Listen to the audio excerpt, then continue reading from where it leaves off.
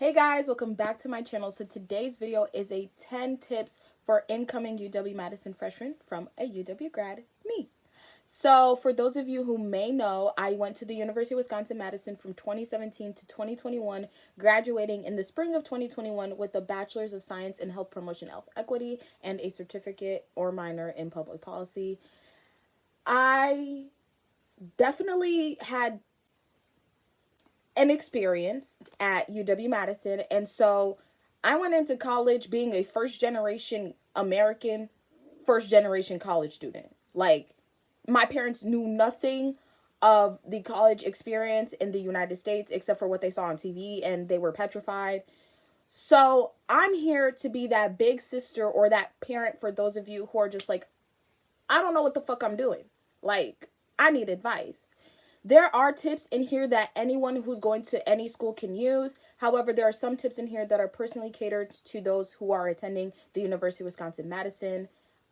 So just use whatever resonates with you. I'm just here to provide advice. All right. Take your prerequisites right away. This is why. So when I went to UW-Madison, I started off as a pre-nursing student, which means I was in the process of becoming a nursing student. I had to apply to nursing school, get accepted, and be a part of the nursing program. Freshman year. Wow. Those prerequisite courses beats my behind. But the funny thing is, I spent most of my time focusing on my general ed. So when it came time for sophomore year, aka the year you have to apply to nursing school, I was in a panic to get my prerequisites done. And it was spring semester of sophomore year. There was one class, physiology, 335, that was whipping my behind. And since it was the semester for me to apply to nursing school, if I failed that class, I could not get into nursing school, period. So I wish I would have done that class freshman year. That way, if I did fail, I ended up dropping the class, by the way. That way, if I did fail, I could retake it again sophomore year. So any of your difficult prerequisite courses that you can take them right away. Now, there are some prerequisite courses that require you to take another prerequisite course before you even take that one. So talk to your academic advisor, see what works out for you, but make sure you get your prerequisites out of the way before it comes time for you to apply for that program if you are a pre-student for that program or if you're undeclared for a major. Just get the prereqs out of the way. Your gen eds just need to be done by the time you graduate. So save those for later. Take your easy classes online. Like, there's no need for you to waste time, effort, and energy to go to an in-person class for a class that doesn't need all that effort. Like, when we were in the pandemic, still doing UW-Madison EDU online, there was a dance class I was taking called Dance 100 Understanding Dance. I actually loved the class. It was a 1-credit class. However, it was completely online. When I tell you that class was a breeze, I could not imagine sitting through that 1-credit class in person. It was too easy for me to just sit there and want to go in person, which luckily it wasn't. So if you have the opportunity to take easy classes online, take them online. I find that the more complex the class, the better it is that you go in person because you have that physical support. Like, you're learning as it's happening versus watching a recording. So if you are a social person or a person of color, live in Southeast. If you are a member of an LGBTQ community, request to live on the LGBTQ floor of Phillips. Now, you're probably wondering, girl, what the fuck is you talking about? So, the biggest mistake I ever made attending the University of Wisconsin was not living in Southeast. Oh my gosh. My little black self was stuck in Lakeshore. Now, if you know anything about UW-Madison, you know that the campuses are split into two sides, Southeast and Lakeshore. Southeast is the pop-in, bus-in, like, all the people of color over there. Lakeshore, I swear to God, it's a sea of white. And that's not even to be funny. Realistically, that's just what it is. A sea of white and international students. So when I lived in Lakeshore freshman year, I lived in DeJope, and then I lived in Phillips on the second floor, which is also the LGBTQ open house floor. So that's why I recommend those who are in the LGBTQ community to request to live in that floor. However, there is an extra fee if you do live in a learning community, which open house is a learning community. But honestly, if I was a member of the LGBTQ community, I would sacrifice the couple extra bucks to live amongst my peers and amongst those who understand me, those who get me. Like my RA, everyone who I lived with on that floor, except for me and maybe like one other person, were actually members of the LGBTQ community. And if I didn't live on that floor, I honestly would still be a little bit ignorant about the LGBTQ community and how transition in college can really impact your mental health and all this other stuff. And the difficulty of going from being dependent from your parents to being independent in college while also being in the LGBTQ community is another thing. Back to my people of color, though. Like, Southeast is like POC Central. You're next to the Red Gym, which houses the Black Cultural Center, the Latinx Cultural Center, the APITA Cultural Center, the Multicultural Student Center. Like, you are by literally where diversity thrives. There is a learning community strictly for multicultural students in Whitty, which is in Southeast. If I could redo anything about my 4 years at UW-Madison, it would be I would choose to live in Southeast. Even though the dorms are not that good, because, well, now they're renovated, so they're better.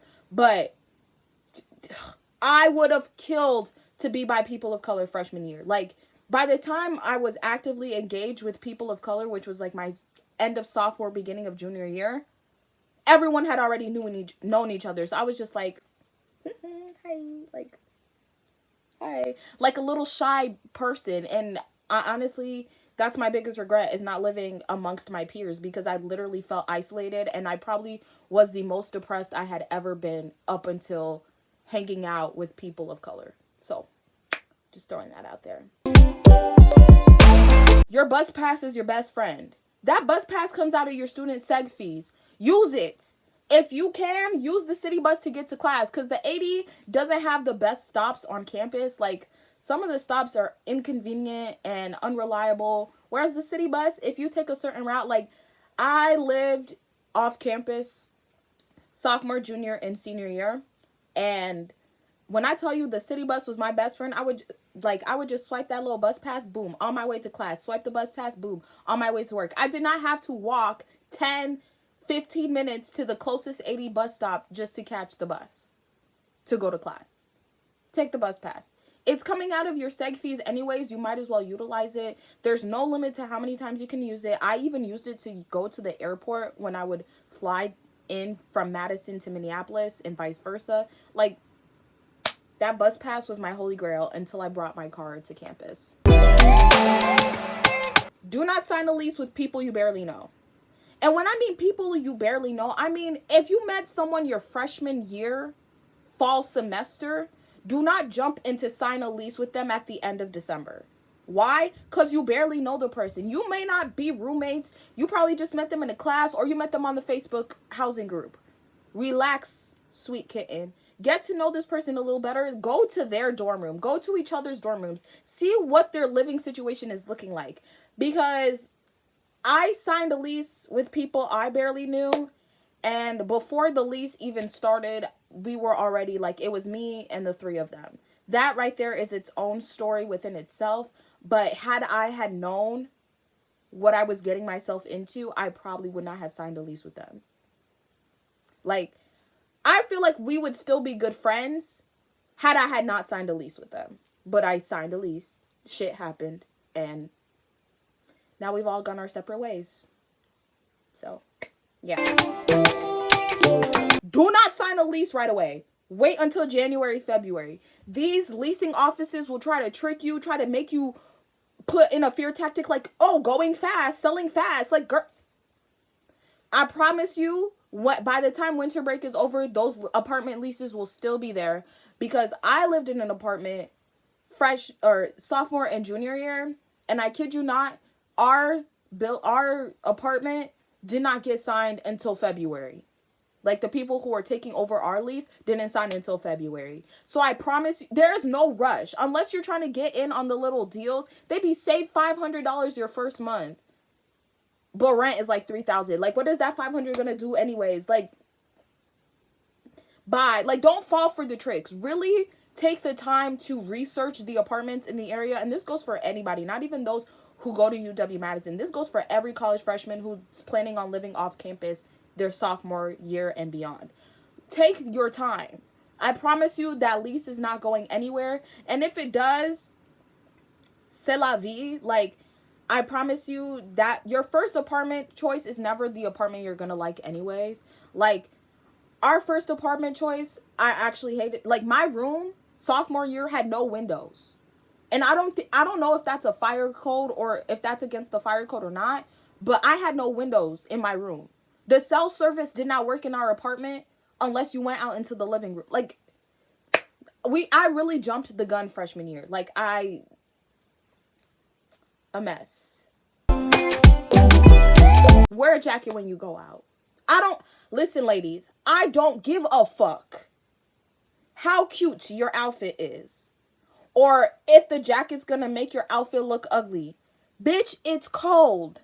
Put on a jacket. Also, it's pretty obvious to the bouncers who take your ID that you're underage. Because no girl who is of age is thinking, I don't need a jacket. Because it's not, like, put on the jacket.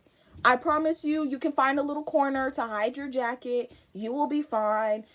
You're only going to wear your jacket while you're outside. I promise you, it's not that deep. It's really never that deep to not wear a jacket. I have seen girls in literally bandeau tops, stomach exposed, and short skirts in 2-degree weather with no jacket, sitting there shivering. Like, why you shaking, girl? You did it to yourself. You should have worn a jacket. You wanted to be cute. You wanted to be extra. Put on a coat. Like, I'm so serious. Coming from somebody who got clowned for bringing a jacket everywhere. I remember me and my friends went out the night before the polar vortex. I had a full-on winter coat, and there were people in jean jackets. They sitting there, let us in, it's so cold. I'm chilling, like, I was sitting there like, y'all cold? Can't relate. Like, there's no need for you to not wear a jacket. Just put on a jacket. I promise you. Unless you have the money, don't shop at Fresh. I'm sorry. Fresh, yes, they have some bomb sushi and that hot food bar, but everything else is extremely overpriced. Now, like, when I was going to UW-Madison, we didn't even have a Target on State. Now you do. So go to that Target on State. Go shop at Walgreens. Go shop at Target and Hilldale if you have the means and transportation to. But you don't need to go to Fresh. I promise you the same stuff that they got at Fresh is the same stuff that they got at the Target on State, is the same stuff that they got at the Target at Hilldale, the same stuff that they got at Walgreens. You save your coin. Go to Capital City Market. Just don't go to Fresh. Is not worth it. Unless you want some sushi or some hot food, go to Fresh. But if you don't have the money for it, just save your coin. Coming from me, save your coin. Fresh ain't all that, to be honest. Go to at least one sporting event each semester. Honestly, my favorite part about UW-Madison, which is one of the biggest reasons why I decided to go there, was the sports. I'm a huge sports fan. I love football. I love basketball. The end of my senior year of high school, I was starting to get into hockey. Like, UW-Madison has good sports teams, depending on who's playing in the year. Now, there are teams, we have some good teams, like our women's hockey team, our soccer teams are good. The volleyball team is good. Like, it does not have to always be football, basketball, and men's hockey. Like, because sometimes these athletes in the big sports, like football, basketball, and men's hockey, they just be acting a fool. And I would rather you spend the coin on a team that would be consistent. You know who's consistent? Women's hockey. They've won national championships. They're good. So go check them out. At least one sporting event a semester is fun. Like, you'll get to jump around, have fun. I always recommend at least one football game, even if we lose. they're still good. Like, just the vibe and the atmosphere. Honestly, the vibe and the atmosphere around UW-Madison sporting events is just amazing. Like, I wish my high school, my senior year, had as much school spirit as they did.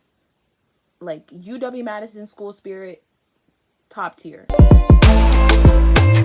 Don't go to Mifflin. Just don't go. Don't go.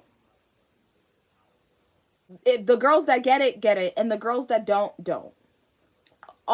Only those of us who are old enough to know about the don't go to Mifflin thing, you'll get it. But I doubt you guys are gonna watch this video, so yeah. But in all seriousness, if you go to Mifflin, go in a group, go with someone you know, be safe, don't do nothing stupid. Like, have a game plan. Do not go to Mifflin by yourself. I promise. Like, Mifflin, for those of you who don't know, is a big block party on Mifflin Street, which is towards the Capitol. And, like, every house on that street has some kind of party. Like, some of the parties, you need to know somebody. Other parties are basically open house. I went to Mifflin freshman and sophomore year. Junior year, we couldn't go because there was a pandemic. And senior year, I honestly didn't feel like going. And it's a good thing I didn't, because they were out here destroying people's property at Mifflin 2021. And I was like, y'all are ghetto. Like, oh, child, like, somebody's car windshield got busted because people were acting a fool. And I was like, yikes. Like, I'm glad I kept my raggedy ass at home, because, baby, if you're going to go to Mifflin, go with other people, have a game plan, know where the fuck you're going. And chances are, if you don't go to Mifflin during the day, someone will be having a Mifflin after party at night. So, all in all, have a good time and be safe. And that is it, you guys. I hope you guys enjoyed this video. If you enjoyed this video, please give it a thumbs up. Comment down below any tips you have for college freshmen, whether they're UW-Madison freshmen or just incoming college freshmen in general. If you are a college freshman, comment down below where you're going. If you're going to UW-Madison, go Badgers. Yeah, if you're new to my channel, please click the subscribe button. I would greatly appreciate it. I make new videos every other week, so hopefully when you see this, I will already have another video up. Yeah. Anyways, love you peeps. Bye.